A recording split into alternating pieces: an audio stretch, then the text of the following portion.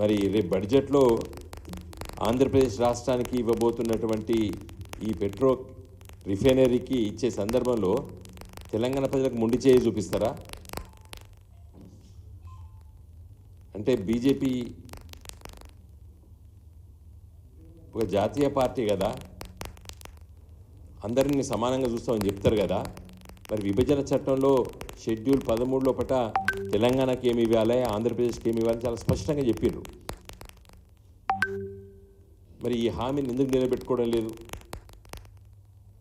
ఇవాళ కాజీపేటు ఈ డిమాండ్ ఉండి ఈ విభజన చట్టంలో కాజీపేటలో కోచ్ ఫ్యాక్టరీలను ఉన్నప్పటికీ కూడా మరి గుజరాత్లో ఒకటి, మహారాష్ట్రలో లాతూర్లో ఒకటి శాంక్షన్ చేసిండ్రు రైల్వే కోచ్ ఫ్యాక్టరీ. కాజీపేటలో ఎందుకు చేయడం లేదు? తెలంగాణలో ఎందుకు చేయడం లేదు? ఇదే కాదు, ఐటీఏఆర్ ఎగ్గొట్టిండ్రు 10 సంవత్సరాలే.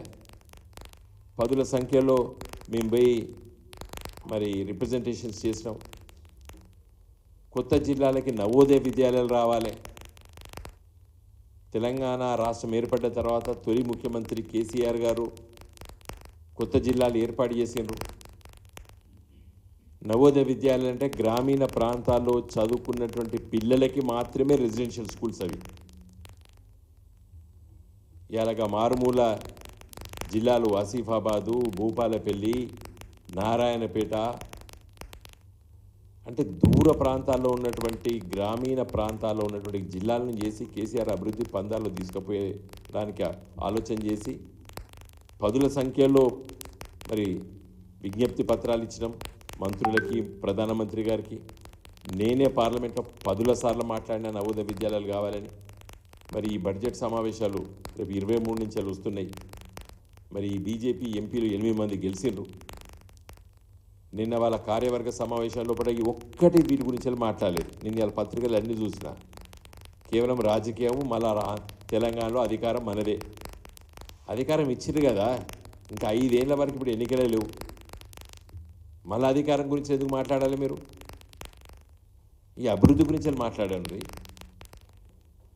రేపు బడ్జెట్లో ఆంధ్రప్రదేశ్కి పెట్రోకెమికల్ ఫ్యాక్టరీ రిఫైనరీ ఇచ్చిన తర్వాత తెలంగాణకు కాజీపేటలో కోచ్ ఫ్యాక్టరీ ఎందుకు ఇవ్వకూడదు? మీరు ఎందుకు డిమాండ్ చేయరు మోడీ గారిని? ఎందుకంటే మొన్ననే ఎన్నికలైనా నేను ఎక్కువ తీవ్ర స్థాయిలో విమర్శించదలుచుకోలేదు. అట్లీస్ట్ నేను కోరేది ఏంటంటే ఆంధ్రప్రదేశ్కి ఈ ఆయిల్ రిఫైనరీ ఏదైతే శాంక్షన్ చేసే సందర్భంలో తెలంగాణ కూడా కాజీపేటలో కోచ్ ఫ్యాక్టరీని శాంక్షన్ చేయాలని చెప్పి నేను డిమాండ్ చేస్తున్నా.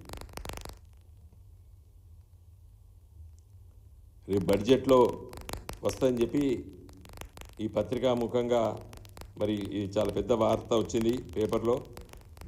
కాబట్టి ఈ ఎకనామిక్ టైమ్స్ అంటే వాళ్ళు బడ్జెట్ తయారైతే వాళ్ళు చుట్టే తిరుగుతుంటారు వీరు, ఈ పేపర్స్ అందరూ, ఈ జర్నలిస్టులు. What's happening in the budget అనేది వాళ్ళు ప్రోబ్ చేస్తుంటారు.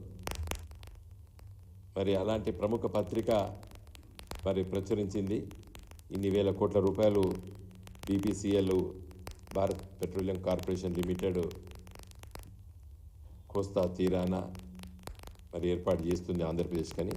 కాబట్టి నా రిక్వెస్ట్ ఏంటంటే వెంటనే ఈ కాజీపేటలో తెలంగాణకి ఆ స్థాయిలో ఒక పరిశ్రమను మీరు బడ్జెట్లో శాంక్షన్ చేయాలని చెప్పి నేను కోరుతున్నాను.